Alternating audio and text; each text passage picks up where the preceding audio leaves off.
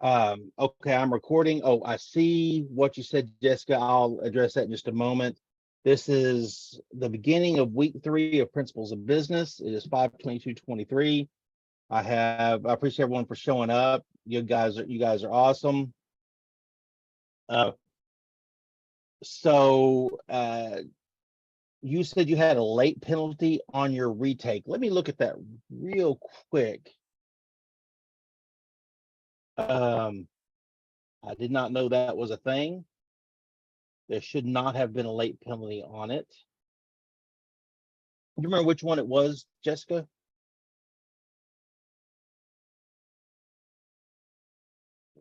I'll find it here pretty quick.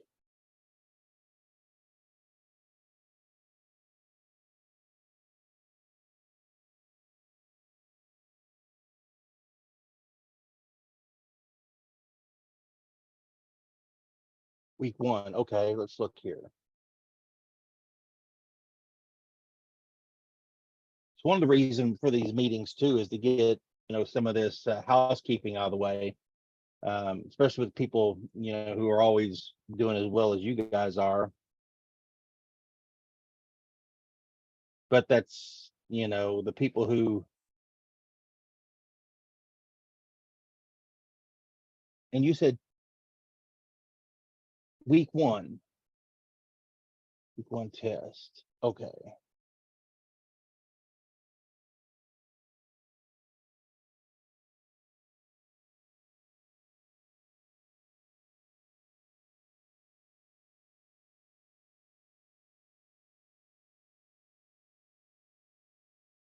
All right, well, let me do the math here real quick. And I will take care of that before we move any further.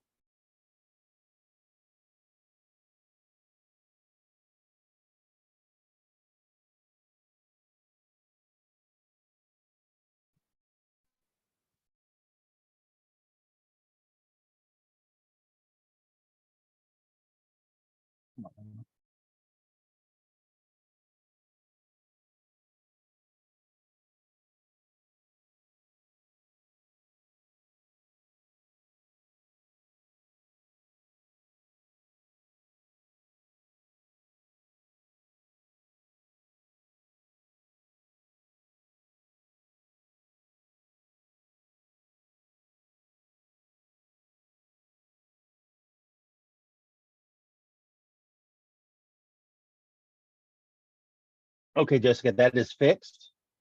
So that should help. Let me see what it did to your grade here.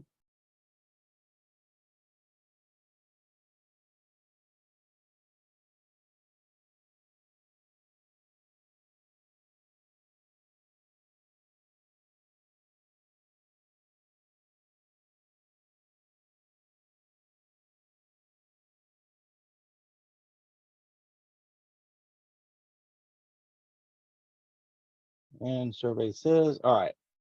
So that is all squared away. We are good to go. So let me share my screen here. We will talk about this last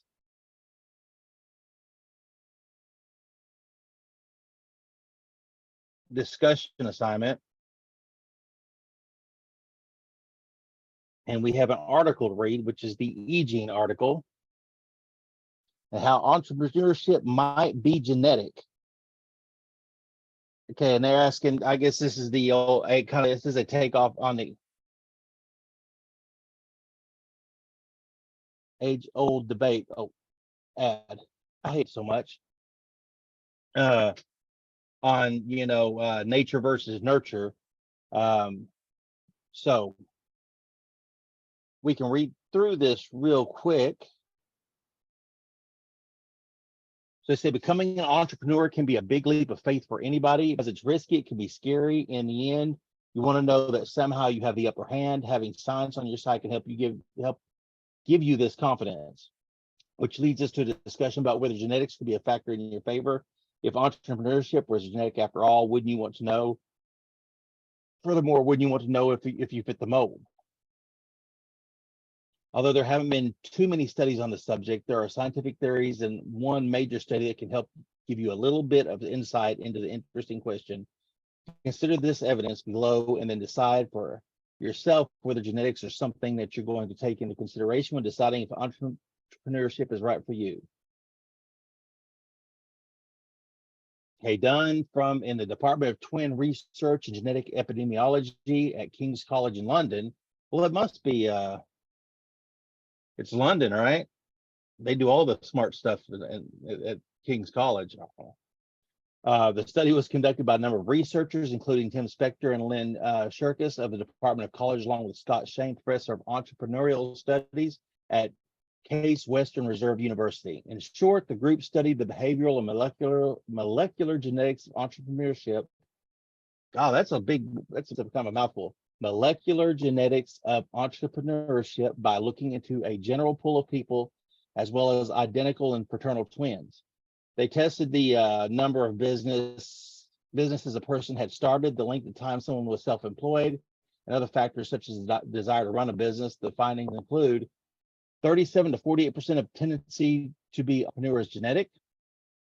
The tendency to identify new business opportunities is in your genes. Self-employment income is heritable, which means that genetics affect not only the tendency to engage in entrepreneurship, but also ability to perform it. The tendency to have personality traits such as extroversion, openness, etc., has a genetic component. This suggests that your genes could affect your tendency to be an entrepreneur by influencing the type of personality you develop. Now, and everybody know, we always go with, I'm a big Jordan Peterson fan. He did a lot of work in his clinical psychology studies. I think it was in his Harvard, maybe University of Toronto, about personality traits.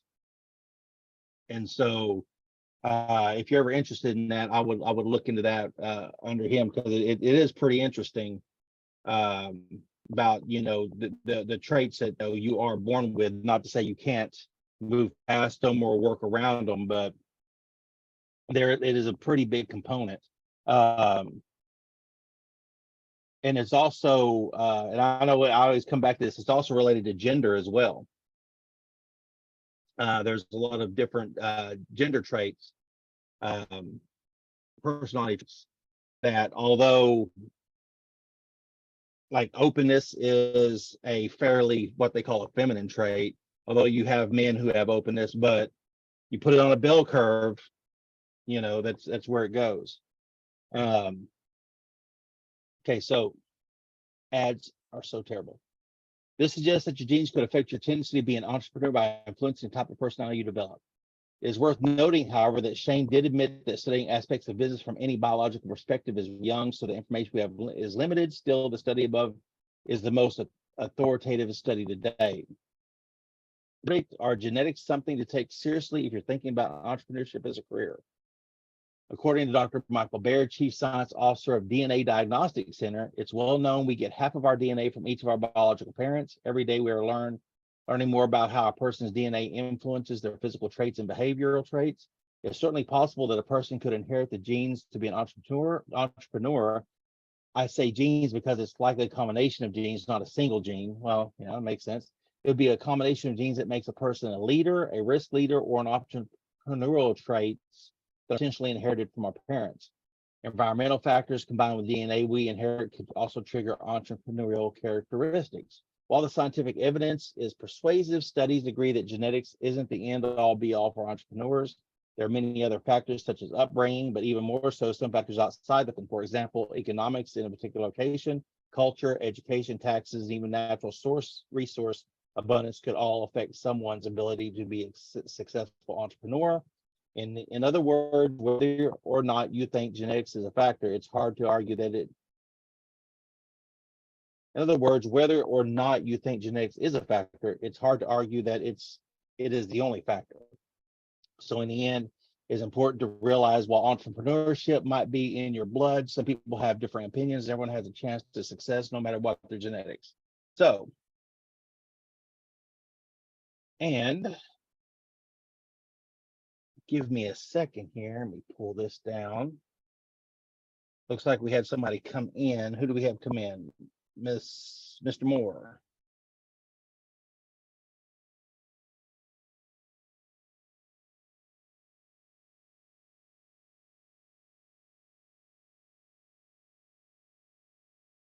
No worries, Alexander. I just want to make sure I got you put in so your grade would reflect that you were here.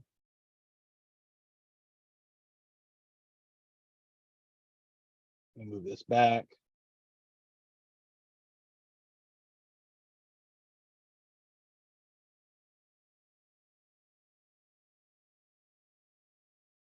Now, as kind of our personal discussion here, what would push some of you into being an entrepreneur, starting your own business, doing your own thing? You know, is it, I mean, I know Heather here, I think I don't know if she has the gene or if that's just, you know, her drive, but you know, she's one that's wanting to become an entrepreneur. So Mine started because of my grandfather, honestly. It to me, entrepreneurship starts from, you got to have some kind of experience from somewhere. So back in the 1920s, we suffered from the Great Depression, and a lot of people went to farming because it made money. You needed the products. With that came, you needed equipment. Now, in my family, we didn't hire anybody for those things. We did those things ourselves. We ran our ranch. We took care of all of it. So to start out for me on this, it's great because my family's already started. They started with the dairy farm. They showed me how it started. If you work hard, you will succeed. In the later years, when we lost the dairy farm, it was because my grandfather's health failed. so you know, that was an issue of you being raised up in, you know, kind of the self-sufficient, you have to depend on yourself and do your own thing type of mentality. Absolutely. Which I think a lot of people, they're boomers at that point, right? Yes. That boomer generation. Well, hold is that what was, no, that was the greatest generation, would be your grandfather, right? Probably. 20s, 1920s. Yeah. Yeah. So the boomers would be after that, because the ones that when all the men got back home from World War II, we had a baby boom. That's why they call See, them boomers. my grandfather didn't get to go to war because when he was 8 years old, he was burned up in a farming accident. Again, because we had to do our own work. My grandfather at the age of 8. So he lost his ability to learn schooling because, again, he could learn a lot of things, but he could not learn how to write with his left hand. He could learn how to work with it, but he couldn't learn how to write with it. So he did not get to go to war or anything like that. My generation, my siblings and I, we did join the military. That was an honor for us because of what we had fallen into. But had it not been for that, my sister wouldn't be on her journey doing her thing. She's a professional bodybuilder and a police officer for Amarillo. I want to open my own shop working on older vehicles because, once again, if we ever go back to the Great Depression, and we keep having so many financial issues as a whole country, that I want to be a little more prepared to pass that on to my children. But it came with a lot of hard work. Well, with you, as someone who's started their own business before, it is more work than you ever, no matter how much you think you're prepared, it's more work than you ever think it is. But does anybody else have anything to add to that? That's pretty awesome, actually. We got a whole family history, and then by the bandages, I'm gonna make fun of you a little bit that you follow in your grandfather's footsteps, you know, with the hand.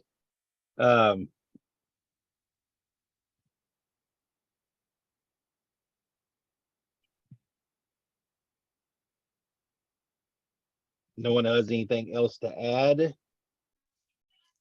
That's a laughing face. I didn't have anybody to demonstrate that for me.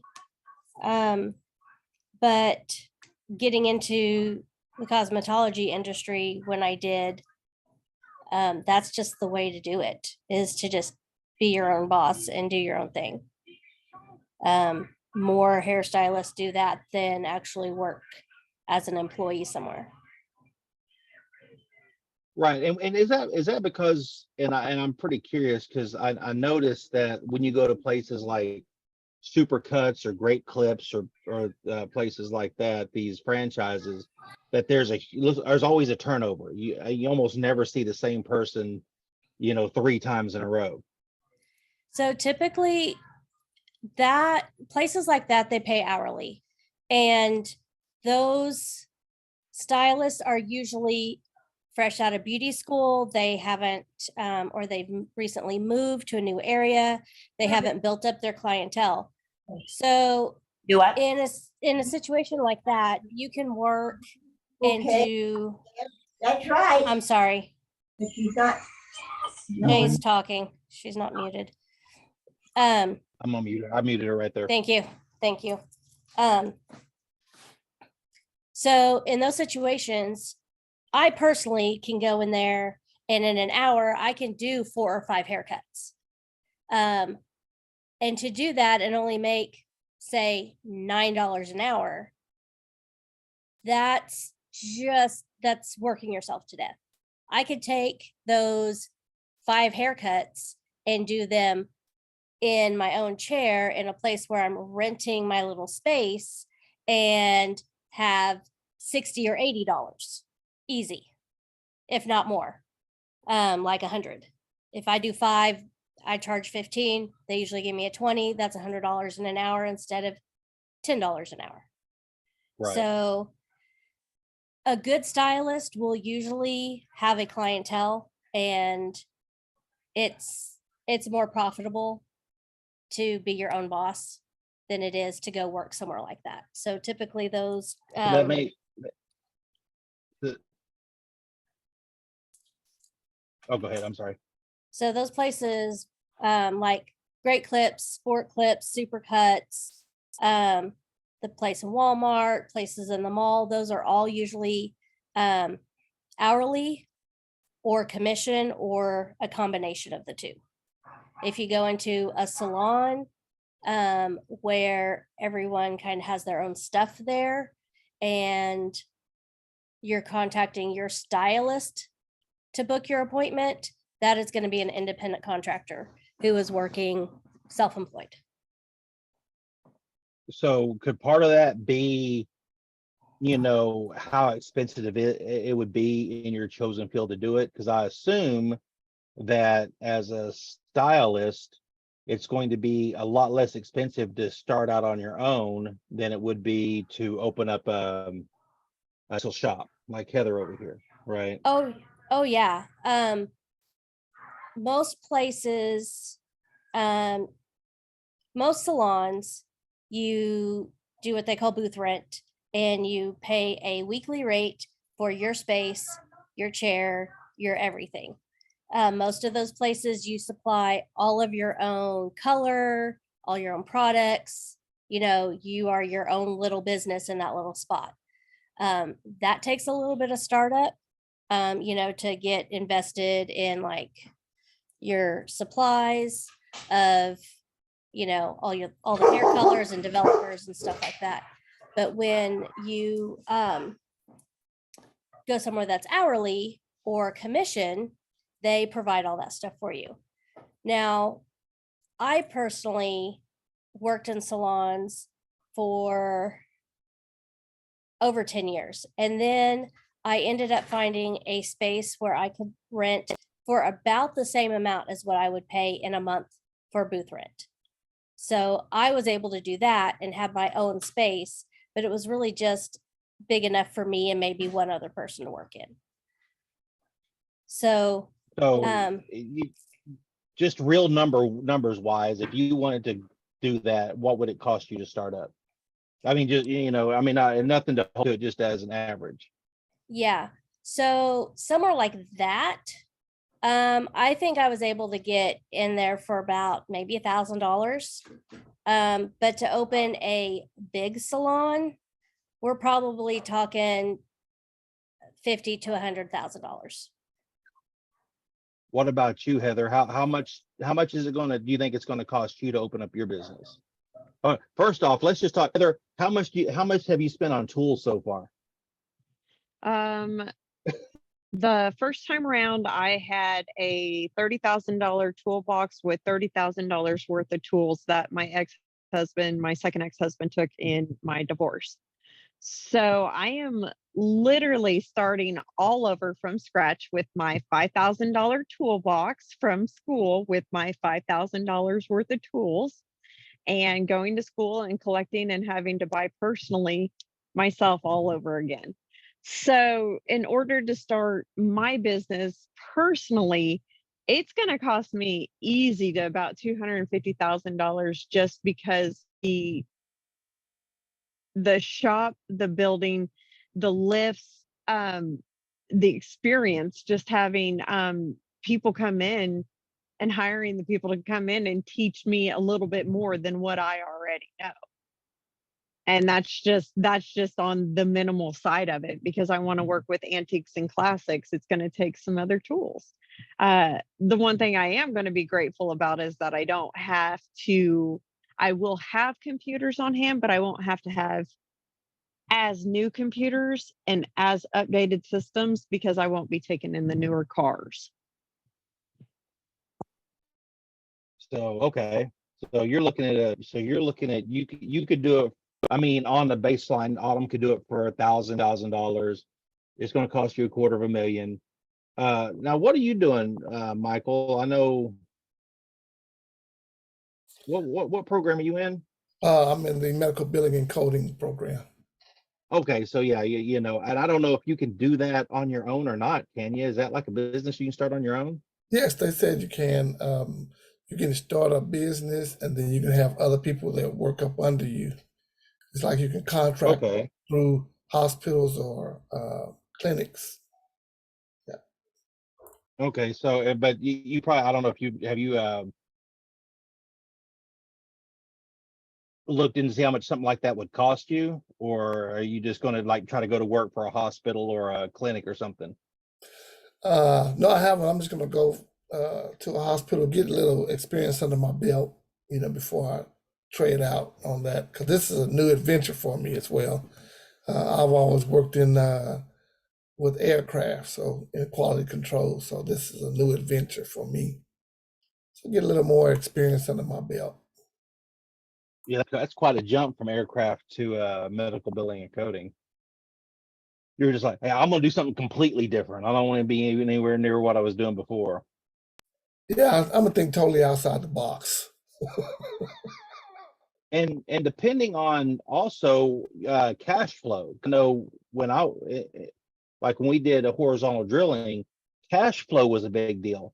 Like Autumn here, she's got instant cash flow. She goes in, she does 5 haircuts, she gets paid for 5 haircuts, she's got money in hand. Heather, probably close to the same. You know, you go in, you fix somebody's truck, they write you a check. I mean, you may be out some money for parts and labor, but you should, unless you have them on some sort of credit plan, then you're not chasing them for the money, right? Yeah, yeah. Credit is not cool. But if like when I did the horizontal drilling business, we were lucky to see industry standard. No matter what you signed in your contract, which always seemed a little funny to me, industry standard was you wouldn't see them for about 90 days until after you finish the job. And if it took 90 days, then you're 180 days out from the time you started the job till the time you saw any money. So you were out fuel and supplies and payroll and all those different things that you had to upfront. So that's a whole different kind of animal there. I'm getting at here is, depending on your chosen business, kind of depends on how easily you can get into that business, right? I mean, some are easy than others. I mean, and Heather, you could do it with your $5,000 toolbox in a small shop somewhere and yourself and get started for less money, right? Oh, absolutely. Like right now, I have a 1947 International Farmall that I will be finishing in a little 10 by 10 shed, and it'll be color paint and everything. That's my first project. And I can do that with my $5,000 box. I can do it with rattle can paint. I have a professional that has well, my brother, he works for Tim's Body Works over in Guthrie, Oklahoma, and they just sold a car on Barrett Jackson for $225,000. So I have a professional that I can go to that can help me with paint and body till I can get better myself. And then I think I know some people, I'm not sure. I think Dara, I'm gonna pick on Dara for it, but Dara is just furthering your education, aren't you? You're not actually, were you planning on doing anything different? Or were you just gonna continue to just further your education so you can move forward in the company? Which, you know, I don't know if she's able to answer. And then like I said, anybody can pop up here, Shay, Alexander, Emma, Jessica, you know, Hannah, you know, you guys have anything to input on any of that? What are your future plans? Is it going to be open, do your own thing, or is it going to be continue to work for someone else? Give everybody a second here.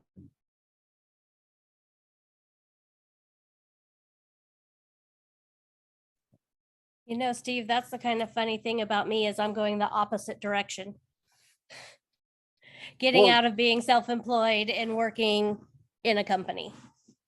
Well, security is an issue. I mean, you know, going to work for a company where you know your paychecks are guaranteed, I'm gonna say guaranteed, you know, but you know you're gonna go to work every day, you know you're gonna get paid the 1st and the 15th.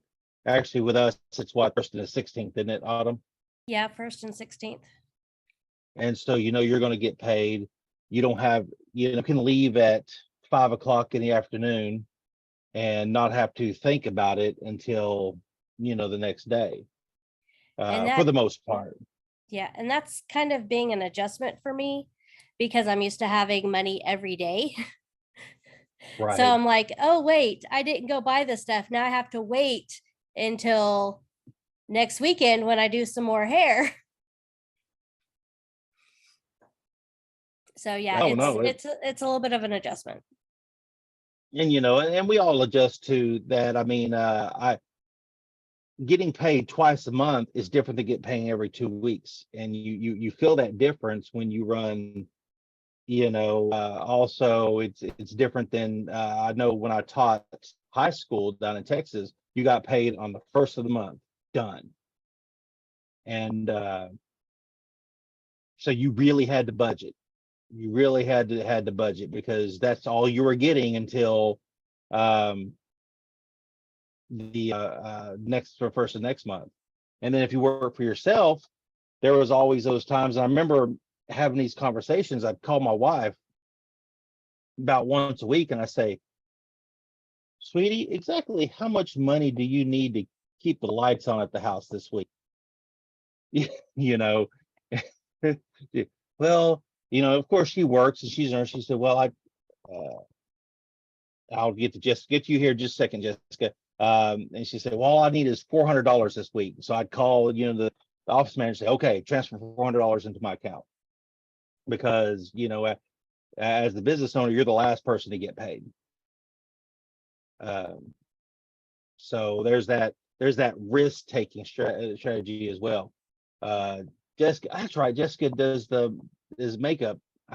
I remember this from that last class when she mentions this. She said, I definitely want to work for myself in the makeup industry. I just need to settle on a specific idea. Okay. And you know what? And that's a little, especially since I don't know the makeup industry, but I don't know how,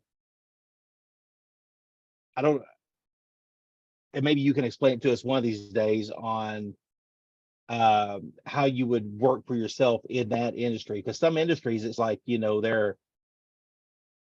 more made for a group or conglomerate, to be connected even to another related industry. I would think, makeup would be something like that. But that's something else. I mean, I can't imagine. So, all right, well, that was actually pretty interesting. I see you learn a lot here. So are you going to do any, Heather, are you going to do any gasoline stuff, or is it all going to be diesel? Oh no, gas engines are my favorite of choice. I was not experienced in diesel, so that's why I went ahead and took the diesel courses because that's where I was lacking. I am gonna go ahead and go Okay. back into auto, um, and pick up that course also, just so I have a refresher course on the newer stuff. But it's better to have it and not need it than need it and not have it. Well, and the reason I was asking, because, and I'm going to say, kind of put this to Autumn as well, is sometimes you get into an industry and there's a niche part of that industry, where you're going to do something very specific in there. Like, you're only going to work on diesel, or you're only going to work on gas. You're only going to work on old cars, new cars. You're only going to do, you're going to concentrate on doing women's hair and cut and color and things of that nature, or you're just going to be like a barber and just do, haircuts, running them out the door. Used to go to a place in Fayetteville, North Carolina, called Two Brothers Barbershop, and it was these two Korean brothers. And at the first of the month, it was like $5 for a haircut, and they would give you a high and tight, and you'd be in and out of that chair in less than 5 minutes. I bet they could do 10 or 12 haircuts an hour, and they would just you up and just go, go, go, go, go. And these are $19.90, $91, $92 as well. So it's a different sort of thing. But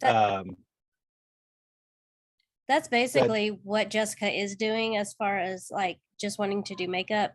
That is like a niche in the cosmetology industry.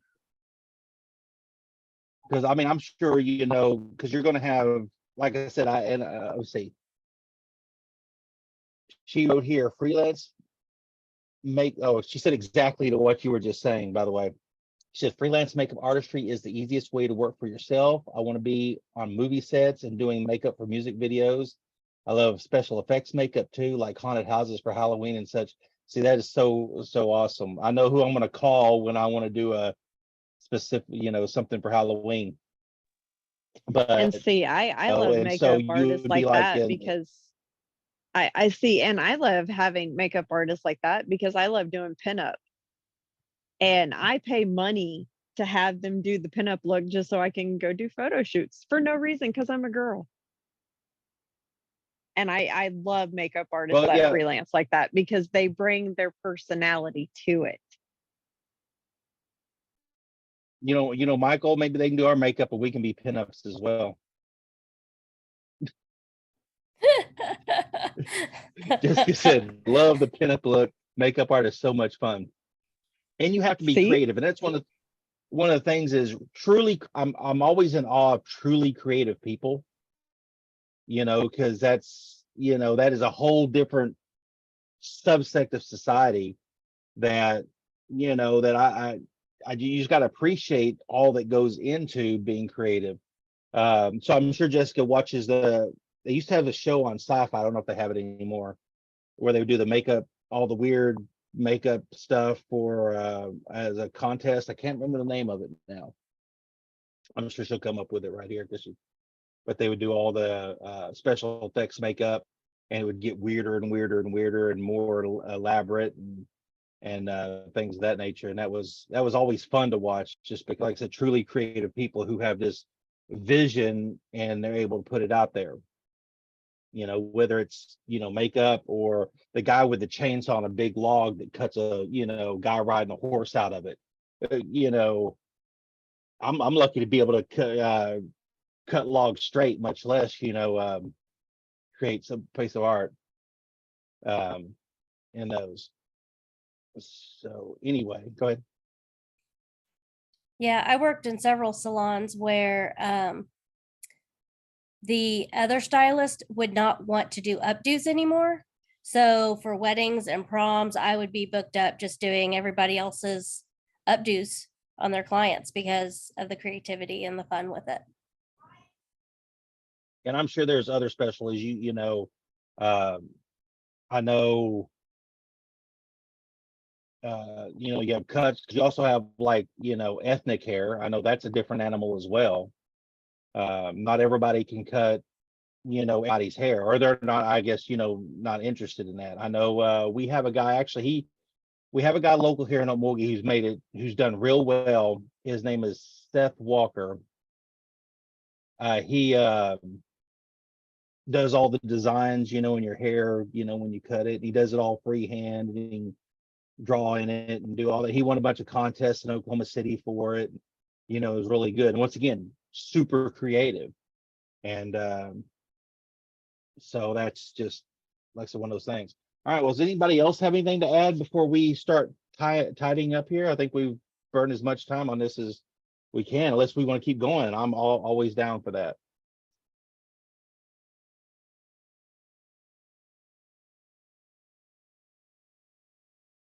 We're just real quiet. We're like, no. Can you get Jessica my number?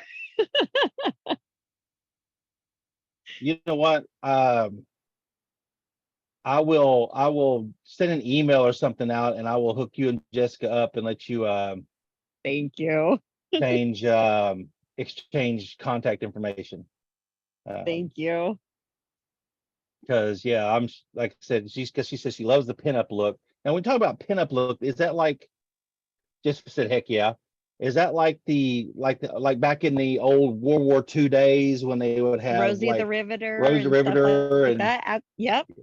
And I have a photographer, and I have a lot of classic cars and stuff I have access to. So well, maybe her and I's business can work together, and we can get her makeup out there, and I can get her business card, and we can get some photo shoots done. well, there you go. There you see. That's how it works. That's how it works. Your $1 million idea. I I'm love gonna it. jump on board and be the manager so we can all click in because it's gonna work out. See, there you go. I need a non-judgmental friend just to be like, no, don't do that, but do that. Don't depend on me for that, because I'll just like do it all. Yeah, just go To crazy. be like that, I know her. I know them. They did that. Yeah. Well, and we actually when I was at CCC last time, which was what, 6 years ago, 5-6 years ago.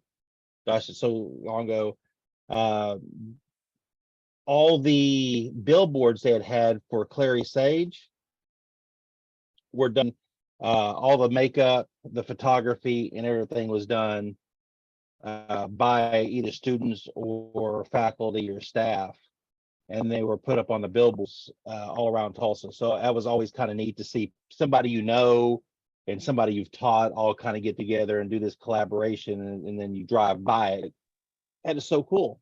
I even But- wore bell-bottom jeans to class when I was going through diesel tech class.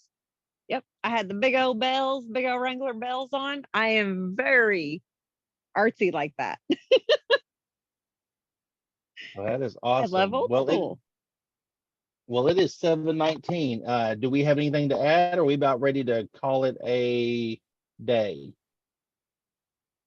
So you're going to let those of us who just participated in this discussion go ahead and have our discussion post points, right? You know what? I think we all participated very well. I could probably do something like that. I could actually probably do something like that, because you know what? Who's going to tell me no, right? Right. I mean, we just sat here and discussed it all and gave feedback Easier to to ask each forgiveness other. than permission.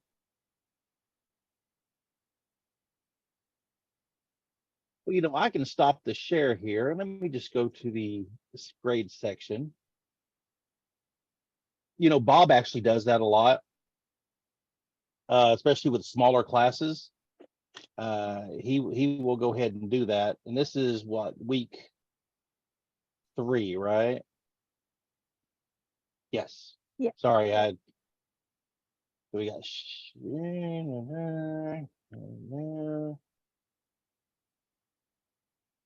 Autumn, did I not get you here? Oh, I almost forgot your attendance points. Autumn, see, I thought I had you on here. Ooh, don't do that. I was like, I think Autumn was on before I was, weren't you? She Oh, was I like don't know. the first one here.